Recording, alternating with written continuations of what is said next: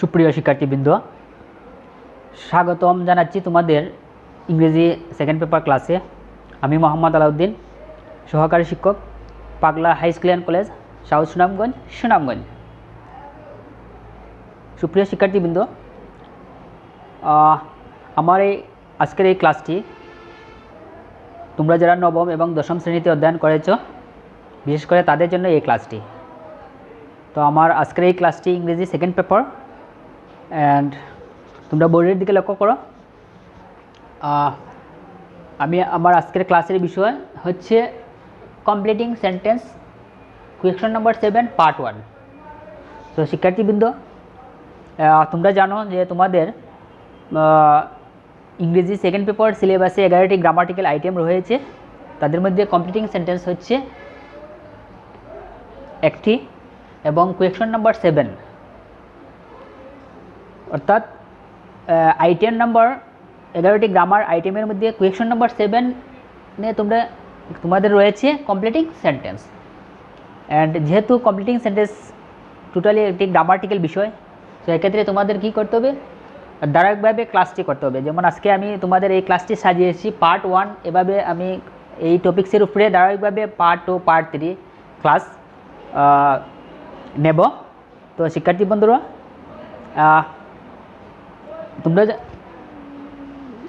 তোমরা খাতা এবং কলম নিয়ে তোমরা বসে পড়ো।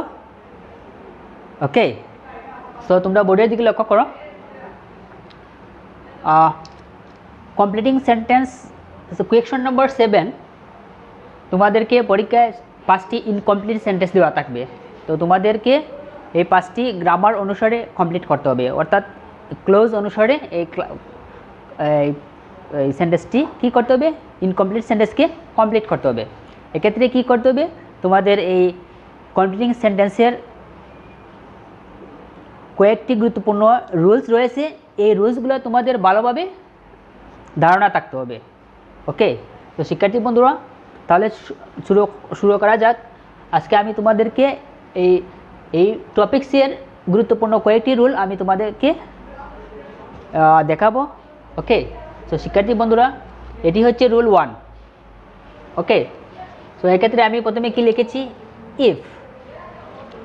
ইফ এর বাংলা এখানে আমি লিখেছি যদি, এবং প্লাস ক্লোজ, দ্যাট মিন্স ক্লোজটা হবে কি প্রেজেন্ট ইনডিফিনিট টেন্স। ওকে, প্লাস অ্যানাদার ক্লোজ, এই ক্লোজটা হবে ফিউচার ইনডিফিনিট। সো এক্ষেত্রে শিক্ষার্থী বন্ধুরা, আমাদের প্রথমে প্রেজেন্ট ইনডিফিনিট টেন্সের গঠনটি জানতে হবে। তো তোমরা জানো প্রেজেন্ট ইনডিফিনিট টেন্স গঠন করতে হলে সাবজেক্ট, পরে verb, base form of verb, plus s oblique es. এক্ষেত্রে আমরা কি করি, সাবজেক্টটা যদি থার্ড পারসন সিঙ্গুলার নাম্বার হয়, তবে ভার্বের সাথে আমরা কি করি, এস অবলিক এস যুক্ত করি, plus object. Okay, and in the second clause future indefinite tense, তাহলে ফিউচার টেন্সের গঠনটি কী হবে, subject plus shall oblique will plus base form of verb plus object. Okay, তো শিক্ষার্থী বন্ধুরা, চলো আমরা কয়েকটি উদাহরণ লক্ষ্য করি। নাম্বার 1, অ্যান্ড ইফ অর্থ যদি, ইফ দ্বারা একটি কন্ডিশন প্রকাশ করে, অর্থাৎ কোনো শর্ত প্রকাশ করা হয়। তো এক্ষেত্রে আমাদের কি করতে হবে, আমি এখানে লিখলাম ইফ ইউ ওয়ার্ক হার্ড, এই সে আরডি, ইফ ইউ ওয়ার্ক হার্ড। তো শিক্ষার্থী বন্ধুরা, এটি একটি ইনকমপ্লিট সেন্টেন্স। এর বাংলা হচ্ছে if present indefinite tense, that means আমরা এখানে লিখেছি subject base form of verb object. Okay, তাহলে এটি হচ্ছে if plus clause, if clause that means present indefinite tense. Okay, if you work hard, if অর্থ যদি, আমি আগেই বলেছি ইফ দ্বারা একটি শর্ত প্রকাশ করে, এটি বলা হচ্ছে যে ইফ ইউ ওয়ার্ক হার্ড, যদি তুমি কঠোর পরিশ্রম করো।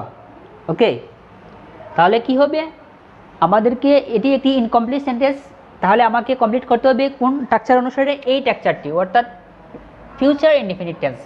তো সেক্ষেত্রে আমাদের এই স্ট্রাকচার অনুসারে কী করতে হবে, সেন্টেন্সটি কমপ্লিট করতে হবে। তো ইফ ইউ ওয়ার্ক হার্ড, তাহলে আমরা লিখতে পারি ইউ ইজ এ সাবজেক্ট যেহেতু ইউ সেকেন্ড পারসন, ইউর সাথে কি হবে? Will. You will prosper, PROS, prosper in life. Okay, তো শিক্ষার্থী বন্ধুরা এভাবে তারপর তোমাদের কি করতে হবে? ইনকমপ্লিট সেন্টেন্সটিকে লিখে নিচে আন্ডারলাইন করতে হবে। তো আমি আবার তোমাদের বলছি, ইফ ইউ ওয়ার্ক হার্ড, যদি তুমি কঠোর পরিশ্রম করো, you will prosper in life. Prosper অর্থ উন্নতি করা, তুমি জীবনে উন্নতি করবে। Okay, so this is another example. If you read attentively, ATTEN, TIVELY। Okay, তো শিক্ষার্থী বন্ধুরা এটি একটি incomplete sentence. If you read attentively, যদি তুমি মনোযোগ দিয়ে পড়ো, তাহলে যেহেতু এটি প্রেজেন্ট ইনডিফিনিট টেন্স, তাহলে তোমাকে কি করতে হবে? ফিউচার ইনডিফিনিট টেন্সের স্ট্রাকচার অনুসারে সেন্টেন্সটি কমপ্লিট করতে হবে। ওকে, তাহলে ইফ ইউ রিড অ্যাটেন্টিভলি, যদি তুমি মনোযোগ দিয়ে পড়ো, তাহলে কি করতে হবে? প্রথমে সাবজেক্ট ইউ উইল, আমরা বলতে পারি পাস দ্য এক্সাম, তুমি পরীক্ষায় পাস করবে। Okay, if you read attentively you will pass the exam, যদি তুমি মনোযোগ দিয়ে পড়ো তবে তুমি পরীক্ষায় পাস করবে। তো this is another example. If he, INBITES, যেহেতু থার্ড পারসন সিঙ্গুলার নম্বর, এক্ষেত্রে ভার্বের সাথে এস হয়েছে। If he invites me, okay, if he invites me, যদি সে আমাকে নিমন্ত্রণ করে, তাহলে আমি পার্টিতে যোগদান করব। তাহলে আমি ইংলিশ কি? সাবজেক্ট আই, যেহেতু আইটি ফার্স্ট পারসন, সেক্ষেত্রে আমাদের আইয়ের সাথে কি হবে? শ্যাল। আই শ্যাল যোগদান করা ইংলিশ কি? Join, join the party, PARTY। তো শিক্ষার্থী বন্ধুরা তোমরা নিশ্চয়ই প্রথম রুলটি বুঝেছ। ওকে, নাও এখন আমরা সেকেন্ড রুলটি অনুসরণ করব।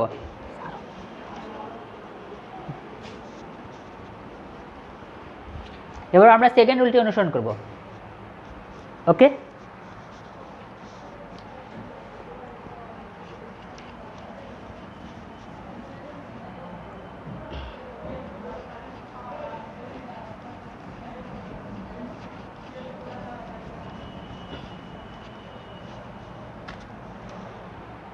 শিক্ষার্থী বন্ধুরা এটি হবে আমাদের রুল 2।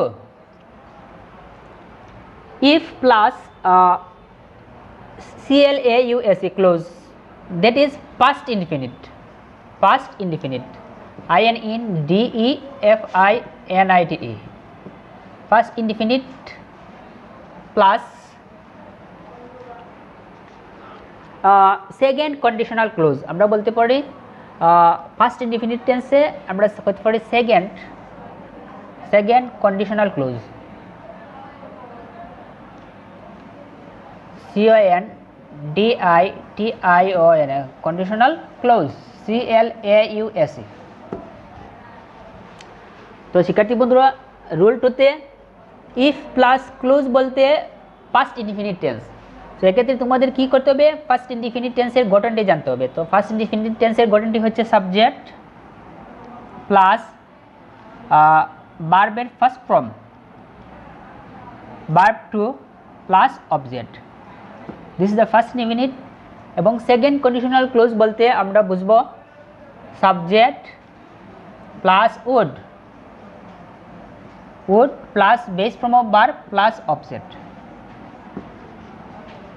ওকে, তো শিক্ষার্থী বন্ধুরা তাহলে এক্ষেত্রে আমাদের ইফ প্লাস ক্লোজ বলতে subject first form of verb object, this is first indefinite tense, তারপর সেকেন্ড কন্ডিশনাল ক্লোজ।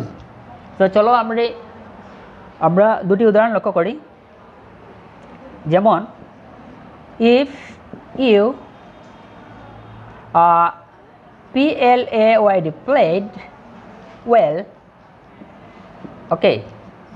তো শিক্ষার্থী বন্ধুরা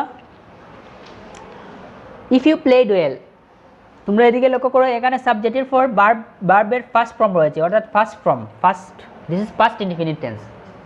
so if you played well, এটির বাংলা হচ্ছে যদি তুমি ভালো খেলতে। ওকে, সো এক্ষেত্রে তোমাদের এটি একটি ইনকমপ্লিট সেন্টেন্স কমপ্লিট করতে হলে কী করতে হবে, এই স্ট্রাকচারটি অনুসরণ করতে হবে।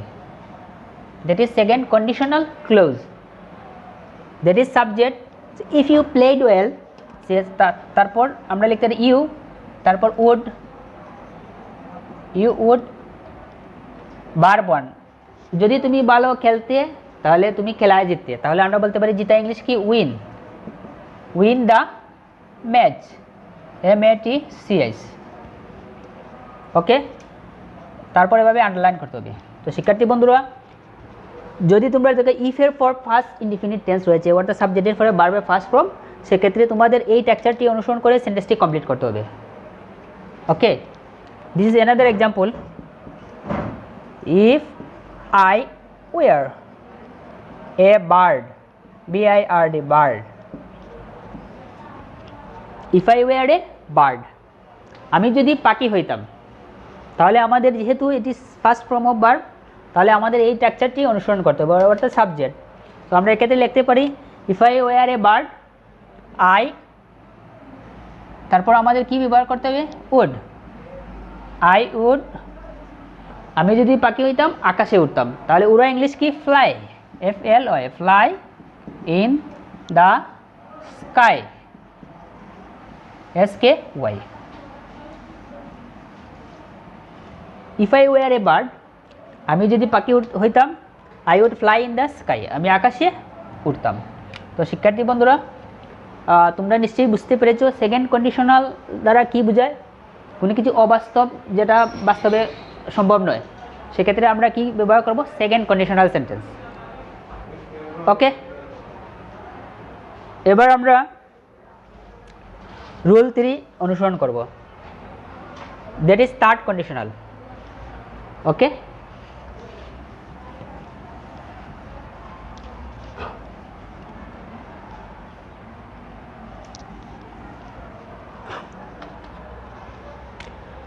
রুল 3 তোমরা লক্ষ্য করো, if plus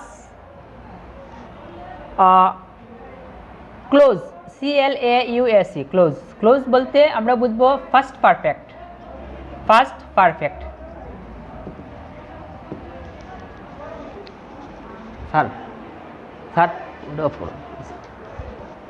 first perfect. If বলতে আমরা বুঝবো if first perfect plus perfect conditional, PERFECT, perfect conditional sentence, CONDITIONAL।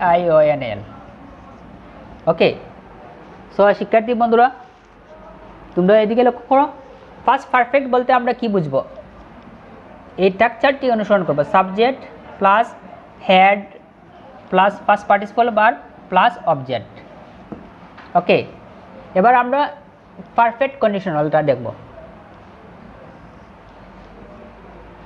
That means perfect conditional বলতে subject plus would have plus first participle of verb plus object. Okay, so if plus, okay, so তোমরা দুটি উদাহরণ লক্ষ্য করো, তারপরে বিষয়টি তোমাদের কাছে ক্লিয়ার হবে। লক্ষ্য করো, আমি লিখলাম if I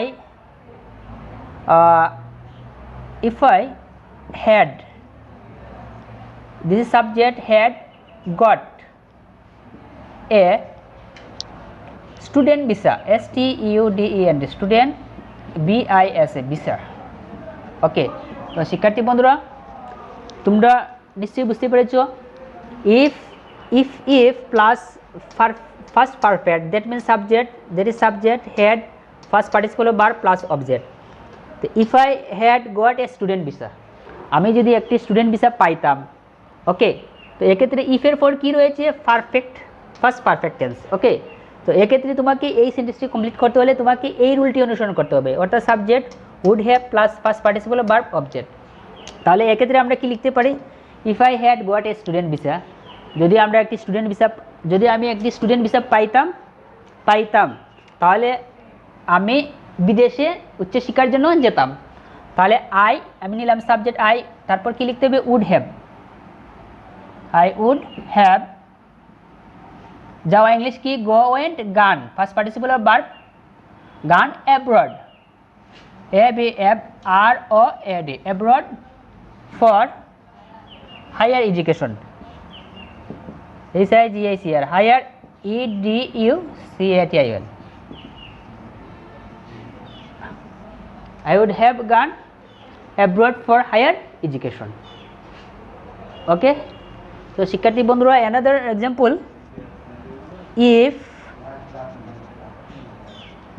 if I had been a king. Okay, so here if, this is if and this is the first perfect tense. so এক্ষেত্রে কি করতে হবে? আমাদের এই সেম এই রুল স্ট্রাকচারটি অনুসরণ করে কি করতে হবে? ইনকমপ্লিট সেন্টেন্সটিকে কমপ্লিট করতে হবে। Okay, so if I had been a king, so I here will be would, I would have, আমি যদি রাজা হইতাম তাহলে I would have help, HELPD, help the poor. Okay, so here তোমাদেরকে এখানে কি করতে হবে? কমপ্লিট করে আন্ডারলাইন করতে হবে। তো শিক্ষার্থী বন্ধুরা, এটি হচ্ছে রুল 3। এখন আমি তোমাদের রুল 4টি দেখাবো, তোমরা ভালোভাবে লক্ষ্য করো। ওকে,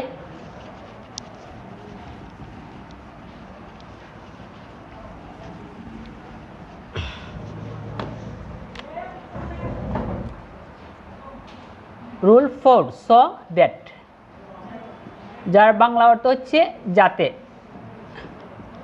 সো এক্ষেত্রে সো দ্যাট কোনো সেন্টেন্সে ব্যবহার করা হয় কোনো লক্ষ্য বা উদ্দেশ্য প্রকাশ করতে। এভাবে তোমরা লিখতে পারো, কোনো লক্ষ্য বা উদ্দেশ্য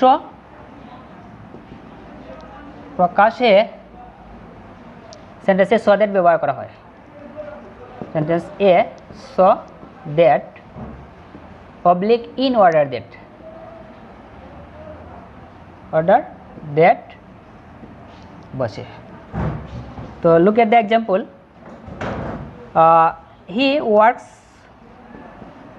works hard so that, so এটি একটি incomplete sentence.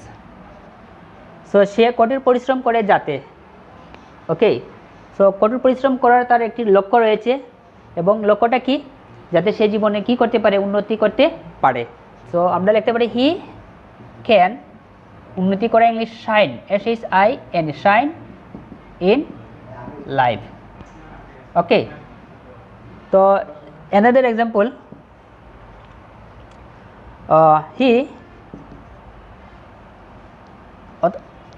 we go to school so that, তো শিক্ষার্থী বন্ধুরা লক্ষ্য করো, এটি একটি incomplete sentence.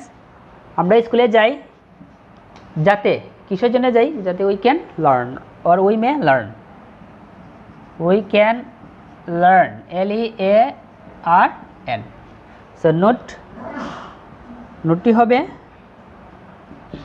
so that or in or order that এর পর